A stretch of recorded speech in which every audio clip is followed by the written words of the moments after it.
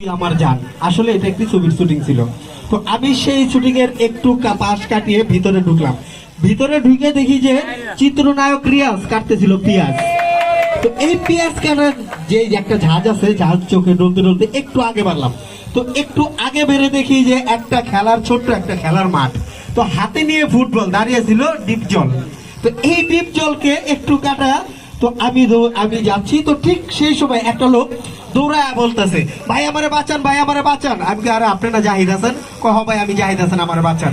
আমি বাবা রে বাবা, ঠিক আছে ওকে। তো এই কথা বলতে না বলতে একটু আগে বাড়লাম। তো একটু আগে বাইরে দেখি প্রচুর অন্ধকার, জ্বালাইতেছিল ধূপ। কে? চিত্রনায়ক মারুফ। তো এই মারুফের ধূপ জ্বালাইতে জ্বালাইতে না জ্বালাই দিলে, তো আমি একটু আগে বাড়লাম। তো আমার পরাটা শুকায় কাঠ হয়ে গেছে। এখন আমি বলতেছি ভাই আমি খাবো একটু পানি, খাবো একটু পানি।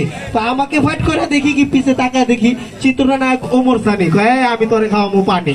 তো ঠিক আছে বাবা, পানি টানি খাইলাম। তো পানি টানি খাইয়া একটু আগে বাড়লাম। তো আমি উল্টা পাল্টা করে হাঁটতেছি। এখন একজন আইসা বলতেছে, এই শিকর তোর যেমন চাই তুই তাই কর। আমি কই আপনাকে? কয় আমি মিশা সওদাগর। ঠিক আছে, তো এই মিশা সওদাগরের ওকে, এই মিশা সওদাগরের কথা বলতে বলতে এখন বলতেছে, এই তুই এখান থেকে যা। আমি কই আপনাকে? কয় আমি গাঙ্গুয়া। তো আমি বললাম ঠিক আছে, যেহেতু অনেকক্ষণ হয়ে গেছে এখানে আর থাকার সময় নেই, তো চলুন আমি যাই অন্যদেরকে ইন করাই। কেমন? আবার কি গাছ নিয়ে আসছে সেই সুইটি, সুইটির জন্য একটু করে দাঁড়ি সবাই মিলে গাছ নিয়ে আসছে সুইটি।